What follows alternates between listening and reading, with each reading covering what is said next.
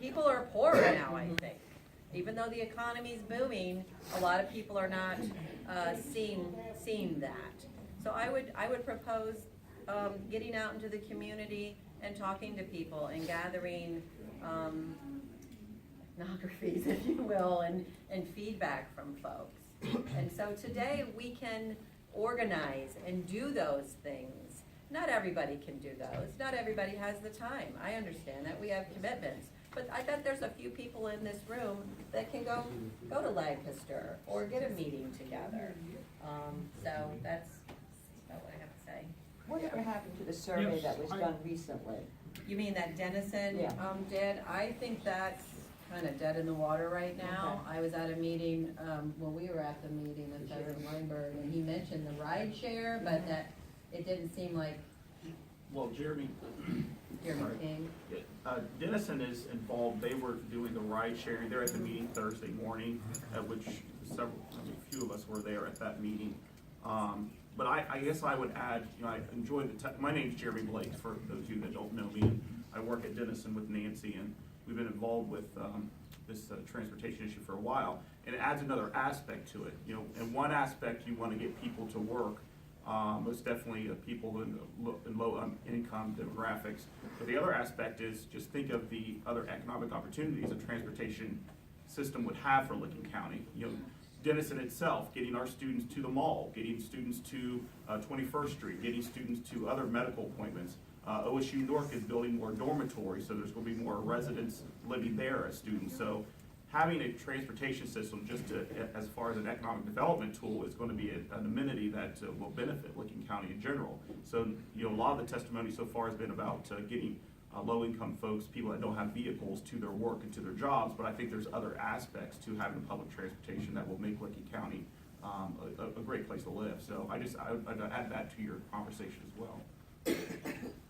Yeah, my name's Jim Amore. I used to be a bus driver a few years ago, and that whole system is totally inaccurate. I mean, it's you're passing each other a lot of times, and I'd like to see it be more,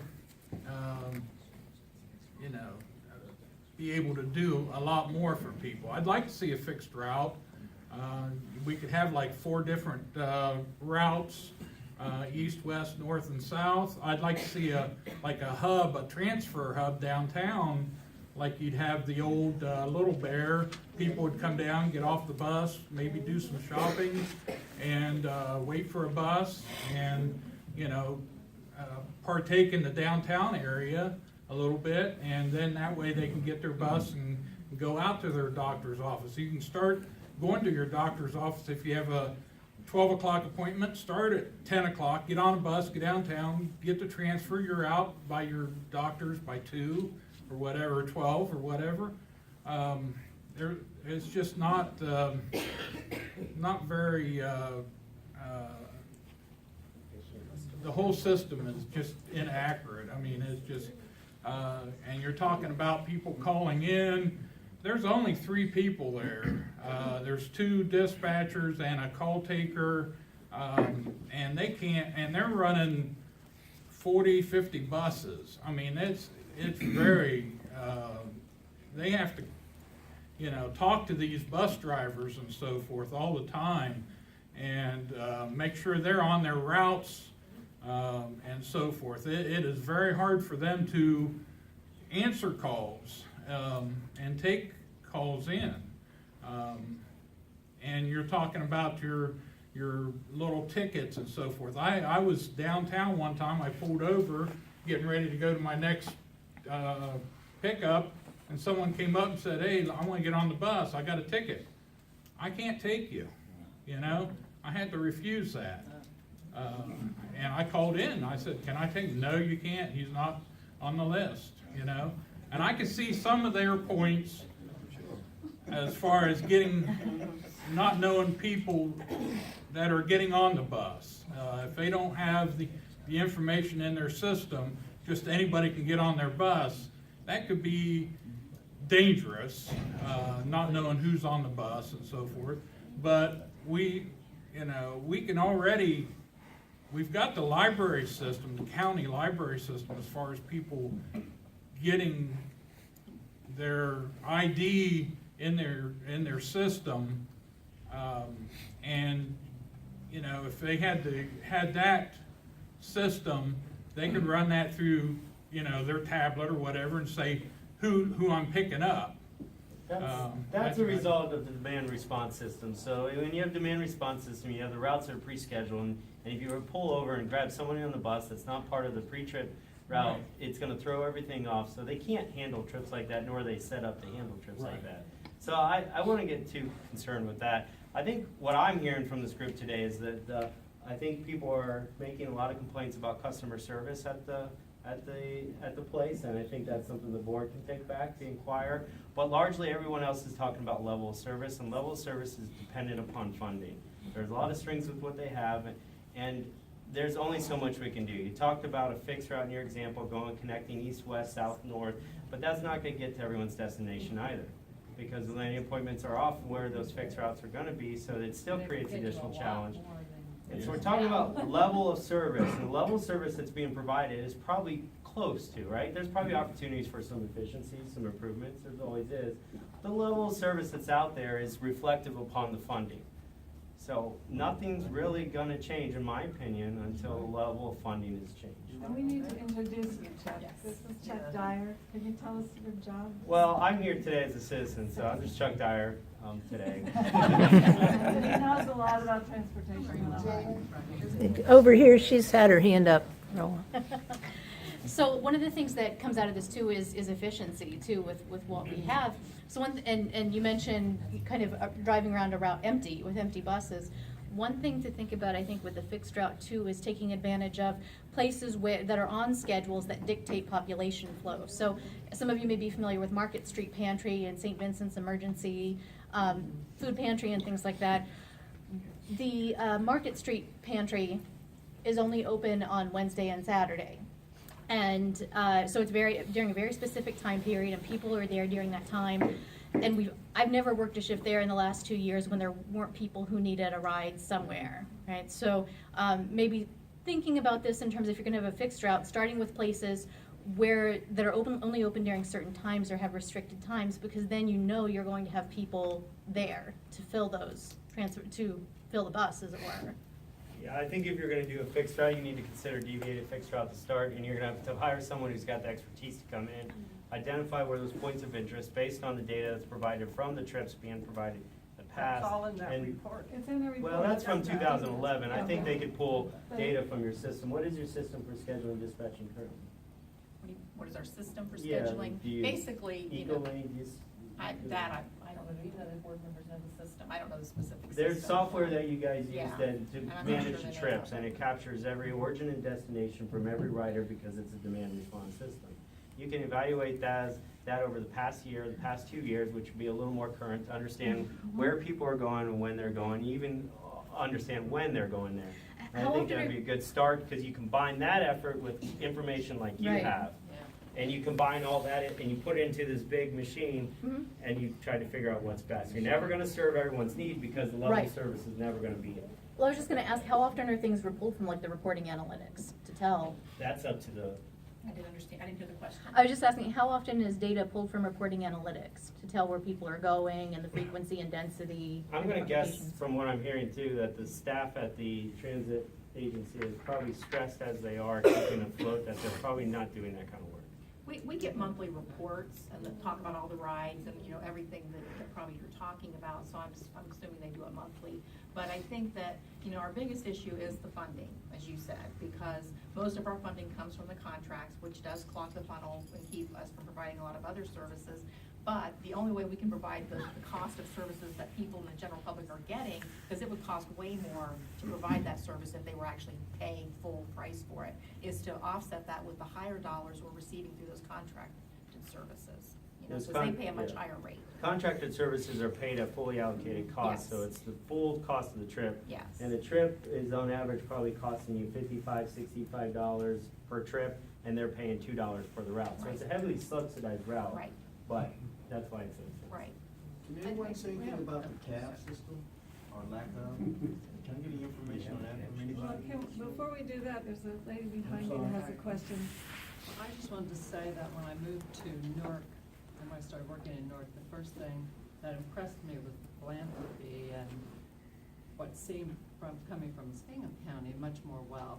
What appalled me was there was no transportation. I cook at the St. Vincent de Paul shelter. I'm still appalled that there's no transportation. Just different things that I do really upset me that people can't get to work. But I work now in a company, we provide transportation to about 300 people a day. So I see how expensive transportation is, and I see all the pitfalls, and I agree, I apologize, I forget your name. But, you know, I agree with what he's saying, that what we're doing isn't working. I think to follow a study from 2011 in today's world, the world changes so rapidly. I just don't think that study is probably 50% accurate today, if that. I think to change the system, we can't look at doing what we have done as a nation. The transit system's failing everywhere, pretty much. We have to look at new and innovative, creative ways to make it work. We have to quit calling them buses. Not every route needs a big bus. When you're in Columbus, half those buses are empty all the time.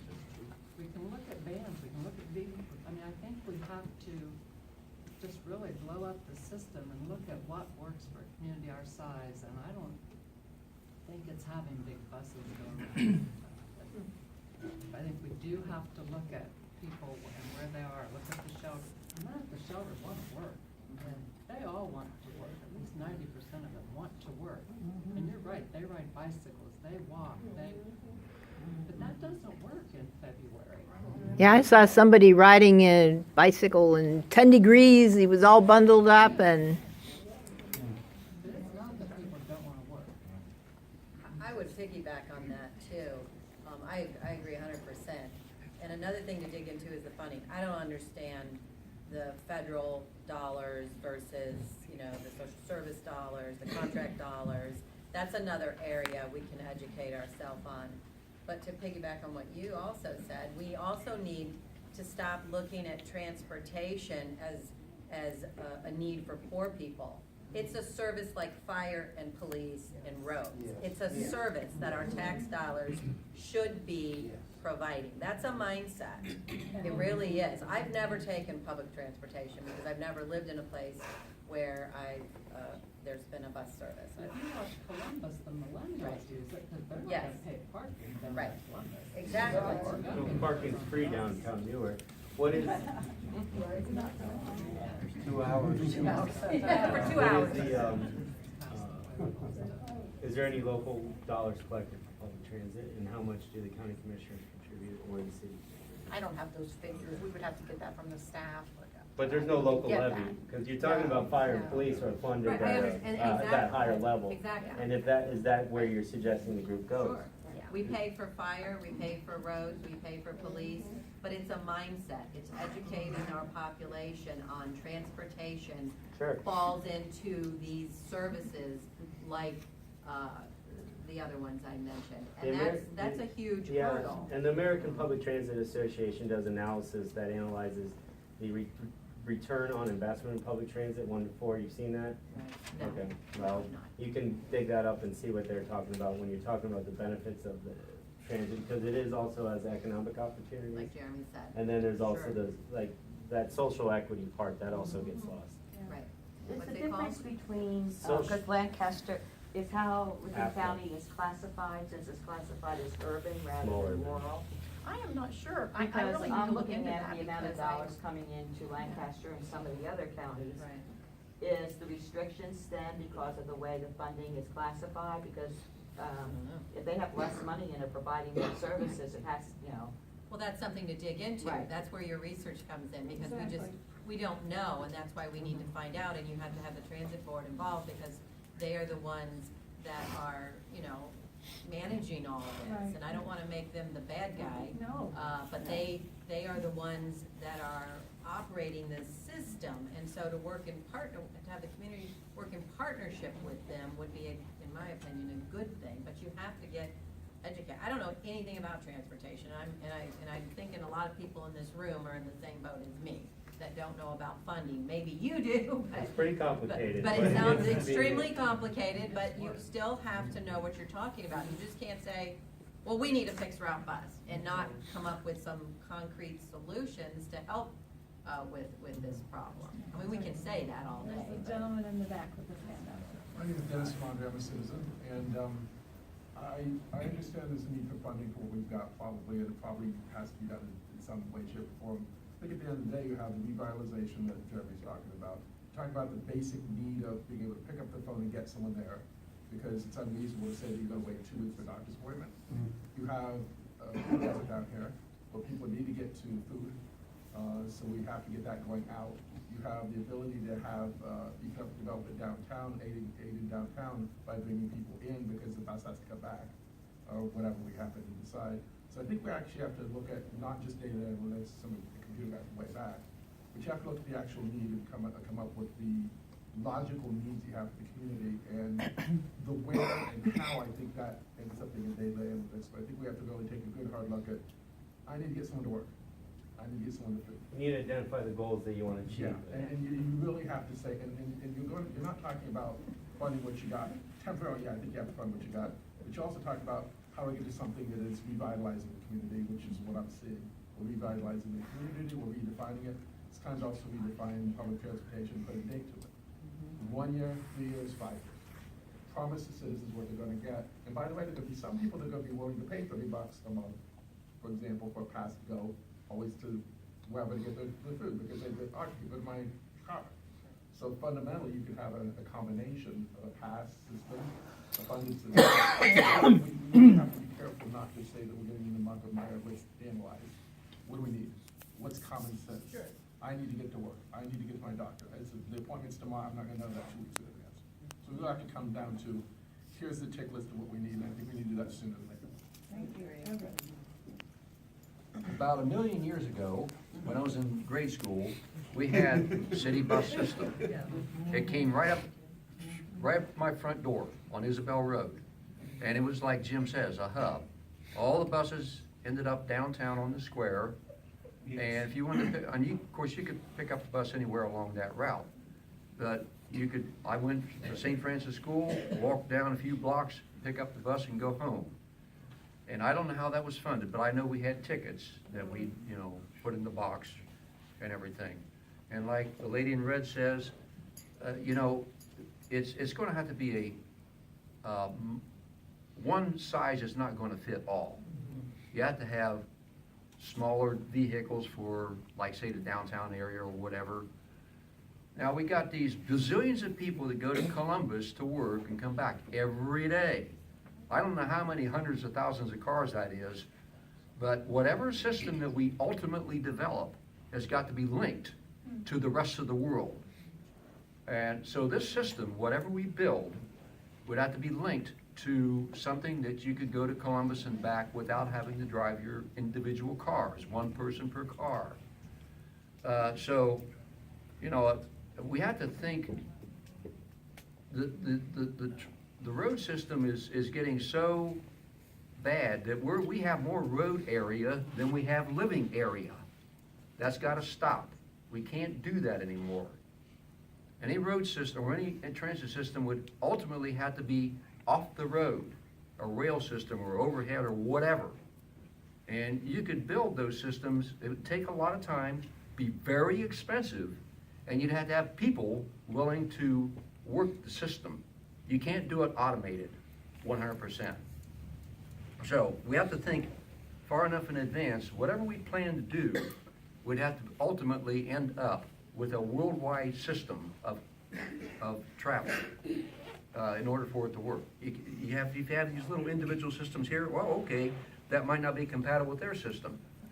Columbus already has a bus system. I've rode on it. It's nice. You go a couple blocks, you pick up the bus, you go downtown, whatever. It's nice. You don't have to worry about parking or anything like that. And Newark needs to have something like that, whatever it takes to do that. And another thought that crossed my mind is we have all these school buses do nothing but take the school kids home and back, or from home to back, or school and back. We already have vehicles that we could put to work right now That's, for a certain application. I would challenge that that's gonna be a very hard uphill battle. I wouldn't recommend you guys going down that path. Well, I'm not saying we'd have to use it 100%, but we do have the vehicles right now. Yeah, you have the logistic problems of the, who's gonna pay for it and all that stuff. But, and we already have vehicles that are used in this current system that could be used too. You need to get it together, organize it in the way that would be workable, and then go from there. Like I say, we could do it right now, it's just a matter of organization and a fixed belt system or whatever. Whatever it costs, you know, if you keep fiddling around with the way it is, it ain't gonna get done. You might as well figure you're gonna have to pay for it, and you're gonna have to have people work it. You can't call and have an automated thing like he says and plan 2 weeks ahead of time. That ain't gonna happen. Actually, we do have a cab system. We do? Yes, we do. Well, but I've used it a number of times. I call and say 15 minutes later, I've got a cab. It's expensive, but at least I can get to where I need to go. What's the name of the cab? Yes. It's gone. Yellow cab went out of business. Yeah, there's Safe Cab or something. So they quoted me $11 for my house on West Newark to Granville each way on a Sunday. You know, it's a lot of money. Mr. Ellington, did you have your hand up? Well, I've got my hat on, covering up my gray hairs, because I'm much younger than ever, so. After they had the fixed route buses here in Newark, they went to a little red minivan, because I know I used to have a Advocate route with a friend of mine at East End. We would get on the minivan at Oakwood, go down to the Advocate, pay the bill, go to the draft house, have a burger, come back. Now, this is when we were 11 or 12. You didn't think a thing about it. You know, your parents didn't think anything about it, it was fine. But if you're going to look for a fixed route system, I know Irene Kennedy and I think Shirley Stair, I'm not very good at time anymore, maybe 10 years ago, 11 years ago, went to Marion. They have a fixed route system. We went up there and took a good look at that. I think they still have it. They have the hub system, and that's kind of what we were thinking about going towards in Newark before the city and county decided that it was so much better to merge the system and that we'd have more money and have a better system. I'm not sure it's worked out that way, but that's kind of where we were, so that might be a good start if you're thinking about fixed route, at least to check them out, because they had a pretty slick system and it was working pretty well. That's my 2 cents. Oh, hands everywhere. Let's see. I'm just learning about this, but I was just thinking as we were talking about kind of what is working today. One of the things that popped up for me was services like Lyft, where it's kind of direct communication with the person who needs the ride, and whether there was something we might be able to use from that model, because it's really works really well. Like, you directly request it to the driver. The person who needs the ride is directly communicating with the driver, and then it's a, yeah, and especially if people have individual needs going to individual appointments, I will just offer that maybe there's something we might be able to learn from services like that. Lyft and Uber, they call them transportation network companies. There's also Liberty that operates in rural areas. I'd be cautious because those companies don't actually work in the end. Right. The cost, you know, the Uber driver that someone at work used the other day had a Toyota car with 120,000 miles on it, but they're not making money in the end. But there are cities across the country that have developed their own software platforms like that in coordination with volunteer drivers. Totally, yeah. That's what All I was right, saying. and there are cities like WSOS, which is not Sandusky County, but City of Sandusky up in the Northwest. They have an awesome volunteer driver program, right? And so in the public transit arena, one of the largest costs is the driver itself. Yeah. So as automated technology, right, comes into play, that could be a relief for a lot of the industry. But, you know, would the public transit board consider allowing volunteer drivers to operate, right? Where you would have to get away from any CDL vehicles. But the vehicles are usually designed based on capacity, right? When you look at the roads, you go out to 161, it's not being used right now. You can make the case that it's built too big, but you go out there in rush hour. It's peak capacity is why these buses are designed the way they are.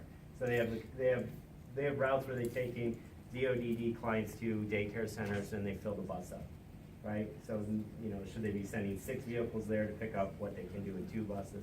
So there's a give and pull on all these situations. It always gets much more complicated, but there are cities who have done their own Similar systems. TNC type system, and there are cities who have awesome volunteer programs. So there's some good parts of that. Chuck, or Stan? I wanted to address this from a different perspective in that I'm not competent in running a bus system or know the ins and outs, but I wanted to return to something that Janet referenced, and that's the recent history, which is the most awkward history there is. But at the time that the study was made in 2011, the hub was supposed to be where the jail is, and it was immediately shot down. And the reason for why it was shot down, we all know, because it was already projected what was to be there. I guess the point of view that I'm wanting to interject into this conversation is that it's not happening in a vacuum. The Port Authority purchased huge, I think 300 acres of land up by where the seminary is, which they project to develop over the next 25 years. And we've seen in recent news, like Amazon deciding one of the criteria for where they want to put their headquarters is the transportation system. No one in here is addressing it at all from the need of the large businesses which are projecting how this area is to be developed, saying that they have a need for public transportation. And I think if you try to take that tack, something actually might come into being, because LMH needs people to come there to work. State Farm needs people